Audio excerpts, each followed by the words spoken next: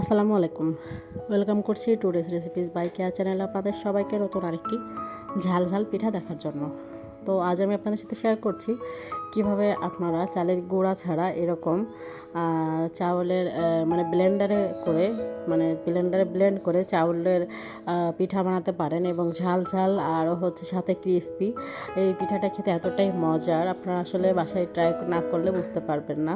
সাইডে অনেক ক্রিসপি আর ভিতরটা অনেক সফট, যেটা খেতে খুবই মজার বা ছোট থেকে বড় সবাই অনেক পছন্দ করবে। তো চলুন দেখা যাক।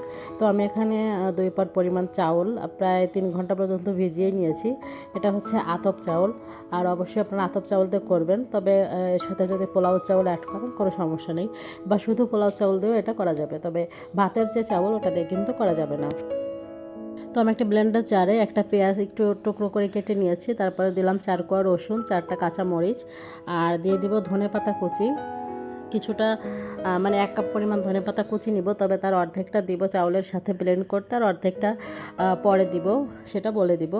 আর দিয়ে দিচ্ছি লবণ স্বাদ মতো, এটা দিয়ে আমি একটু ব্লেন্ড করে নিচ্ছি।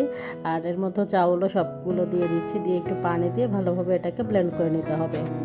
তো আমার আজকের রেসিপিটি যদি আপনাদের কাছে ভালো লাগে, আপনারা অবশ্যই বাসায় ট্রাই করবেন আর আমাকে কমেন্টসে জানাবেন যে এটা কেমন লেগেছে। আশা করছি আপনাদের কাছে সবার কাছে ভালো লাগবে এই রেসিপিটা। আপনারা আসতে মাহে রমজান ইফতারিতে এটা রাখতে পারেন, এটা কিন্তু একটা হেলদি খাবার। আর হচ্ছে চায়ের সাথে বিকালের দিকেও এটা খেতে পারেন, আর হচ্ছে সন্ধ্যার দিকে খেতে পারেন, বা সকালে নাস্তা হিসেবে আপনারা বাচ্চাদেরকে টিফিনেও এটা দিতে পারবেন। বাচ্চারাও অনেক টেস্টি করে খাবে, যেহেতু এটা একটু ঝাল ঝাল আছে, আর হচ্ছে ভিতরে যেহেতু ধনেপাতার একটা ফ্লেভার আছে, বাচ্চারা কিন্তু ধনেপাতার যে ফ্লেভার অনেকেই পছন্দ করে। তো যাই হোক, আমি ব্লেন্ড করে নিয়েছি, দেখতে পাচ্ছেন এখানে।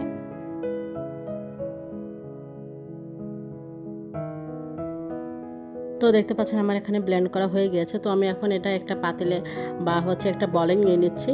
তারপরে এর সাথে অ্যাড করে দিব হচ্ছে আমি ধনেপাতা কুচি আর হচ্ছে গোটা জিরা।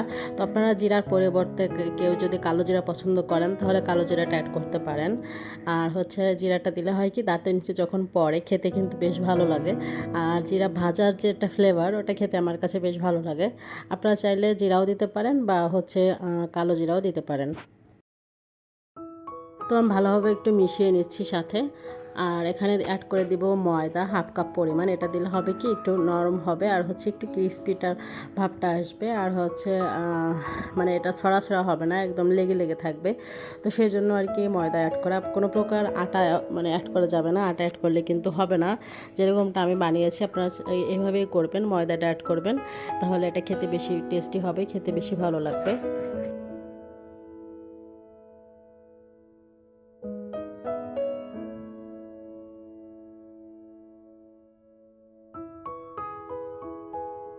তো আমি জিরাটা দিয়ে দিয়েছি, দিয়ে ভালোভাবে একটু ফেটে নিচ্ছি। ফেটে এটাকে আমি নর্মাল টেম্পারেচারে রেখে দিব প্রায় আধা ঘন্টার জন্য, একটু সেট হওয়ার জন্য। আর অন্য পাশে একটা প্যান দিয়েছি চুলায়, পর্যাপ্ত পরিমাণে তেলও দিয়েছি। তেল যখন গরম হয়ে গিয়েছে এর মধ্যে আমি পিঠা দিয়ে দিব আস্তে আস্তে করে। তো অবশ্যই একটা গড়তলা চামচের মধ্যে করে নিতে হবে। আর এই পিঠাটা ভাজতে সময় অবশ্যই একটা গড়তলা কড়াই টাইপের কিছুতে নিতে হবে, নাহলে কিন্তু পিঠাটা অন্যরকম হবে আর কি। হবে না এমন না, তবে অন্যরকম হবে, আমি যেরকম বানিয়েছি এরকম হবে না। তো যাই হোক, আমি এটাকে একদমই সাইডে ক্রিস্পি করে ভেজে নিচ্ছি। আপনারা চাইলে এটাকে আরও ডিপ ফ্রাই করে ভেজে নিতে পারেন, তাহলে কিন্তু আরও মুচমুচে হবে। আর আমি এমনভাবে ভেজেছি সাইডটা মুচমুচে হয়েছে, ভিতরটা অনেক সফট হয়েছে। তো যাই হোক, কেমন লাগলো আজকের রেসিপিটি আপনারা অবশ্যই জানাবেন।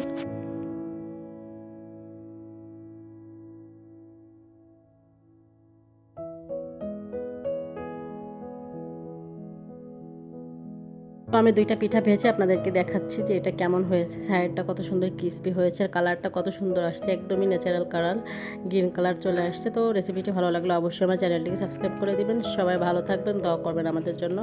আল্লাহ হাফেজ, আসসালামু আলাইকুম।